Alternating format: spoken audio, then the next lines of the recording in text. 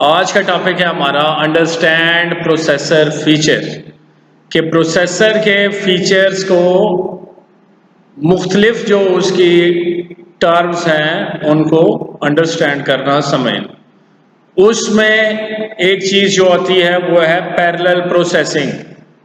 Parallel processing क्या चीज़ होती है कि जो हमारे बड़े बड़े प्रॉब्लम्स होते हैं उसको हल करने के लिए काफ़ी टाइम दरकार होता है। तो पैरेलल प्रोसेसिंग में क्या करते हैं कि हम उस जो लार्ज स्केल का हमारा प्रॉब्लम होता है उसको हम ब्रेक कर लेते हैं या डिवाइड कर लेते हैं, तकसीम कर लेते हैं छोटे छोटे पार्ट्स में, और एक ही टाइम में उन तमाम पार्ट्स को सॉल्व करते हैं और सॉल्व करने के बाद उनका रिजल्ट मर्ज कर लेते हैं, इकट्ठा कर लेते हैं।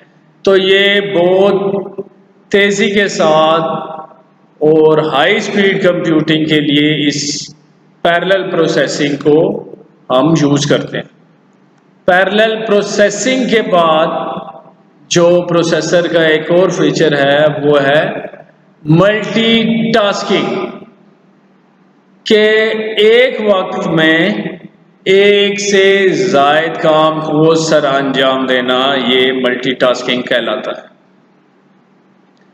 प्रोसेसर के पास डिफरेंट इंटरप्ट्स आती हैं और वो उन इंटरप्ट्स को हैंडल करता है, देखता है कि पहले किसकी प्रायोरिटी है, उसके मुताबिक उसको वो एक्नॉलेजमेंट देता है।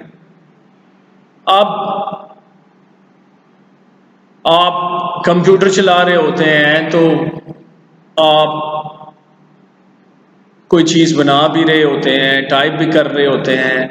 मीनवाइल अगर आप म्यूज़िक सुन रहे हैं या कोई और चीज़ सुन रहे हैं तो ये एक से ज़ायद प्रोसेस परफॉर्म हो रहे हैं। वही उसी दौरान अगर आप कोई प्रिंट करना चाहते हैं वो एक अलग टास्क है, वो भी उसी वक्त परफॉर्म हो रहा है।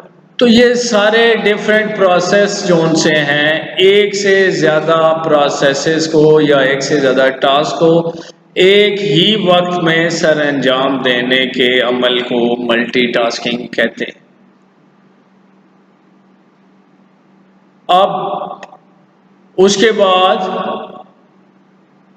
आता है पाइपलाइनिंग। पाइपलाइनिंग में क्या होता है, ये भी एक प्रोसेसर का फीचर है। प्रोसेसर क्या करता है कि जो इंस्ट्रक्शन अभी एग्जीक्यूट होनी है उसको वो पाइपलाइनिंग के थ्रू वो एक क्यू में, एक कतार में रख देता है। ये इसलिए किया जाता है ताकि प्रोसेसर को इंतज़ार न करना पड़े और जैसे ही एक इंस्ट्रक्शन जो सी है उसके ऊपर प्रोसेस जो सा है या वो इंस्ट्रक्शन एग्जीक्यूट हो जाती है तो उसके फ़ौरन बाद प्रोसेसर को इंतज़ार ना करना पड़े और नेक्स्ट इंस्ट्रक्शन जो सी है वो एग्जीक्यूट हो जाए। तो इस टेक्निक को हम पाइपलाइनिंग बोलते हैं। पाइपलाइनिंग के ज़रिए प्रोसेसर की परफॉर्मेंस को एफिशिएंट तरीके से यूटिलाइज किया जाता है। अब हम बात करेंगे डिफरेंट जोन से हैं मॉडल के, प्रोग्रामिंग मॉडल कौन सा है इसको डिस्क्राइब करना। उसमें प्रोग्रामिंग मॉडल में हमारे पास जो चीज़ आती है वो है रजिस्टर। रजिस्टर क्या चीज़ होती है? रजिस्टर एक टेम्परेरी स्टोरेज लोकेशन होती है माइक्रो प्रोसेसर के अंदर जिसमें आर्जी तौर पे हम डाटा को स्टोर कर सकते हैं। अगर हम रजिस्टर की बात करें तो मेनली ये 4 पार्ट्स में डिवाइडेड है। ये 4 पार्ट्स, इनमें जनरल पर्पस रजिस्टर हैं सबसे पहले, उसके बाद सेगमेंट रजिस्टर हैं, उसके बाद पॉइंटर रजिस्टर हैं और उसके बाद इंडेक्स रजिस्टर।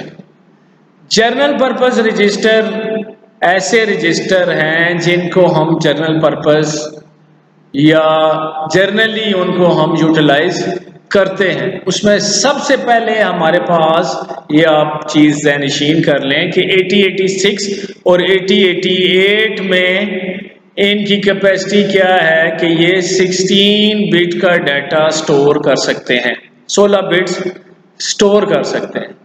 पहली जो 8 बिट हैं उनको हम कहते हैं लीस्ट सिग्निफिकेंट बिट, LSB इसको बोलते हैं, और जो नेक्स्ट 8 बिट्स हैं उनको हम कहते हैं मोस्ट सिग्निफिकेंट बिट्स या MSB इनको बोला जाता है।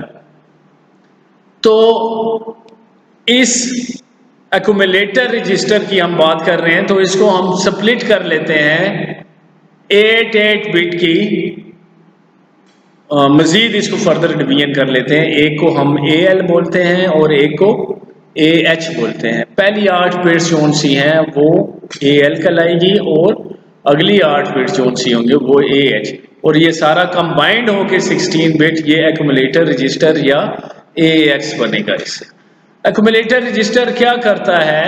एक्यूमुलेटर रजिस्टर जो सा है उसके पास जितने भी अरिथमेटिक मीन्स के कोई डिवीजन है, मल्टीप्लिकेशन है, प्लस करना है, माइनस करना है, या लॉजिकल ऑपरेशन जितने भी हैं, less than, greater than, equal to और नॉट, ये जितने भी ऑपरेशंस इन्वॉल्व हैं, चाहे वो लॉजिकल ऑपरेशन हो या अरिथमेटिक ऑपरेशन हो, ये रजिस्टर उनका रिजल्ट जो सा है उसको स्टोर करने के लिए यूटिलाइज किया जाता है, इस्तेमाल किया जाता है। इसके अलावा ये कोई भी वैल्यू होल्ड कर सकता है, एक्यूमुलेटर रजिस्टर कोई भी वैल्यू होल्ड कर सकता है, लेकिन इसका मेन काम क्या है कि ये अरिथमेटिक और लॉजिकल ऑपरेशंस जितने भी होते हैं उनका रिजल्ट ये होल्ड करता है।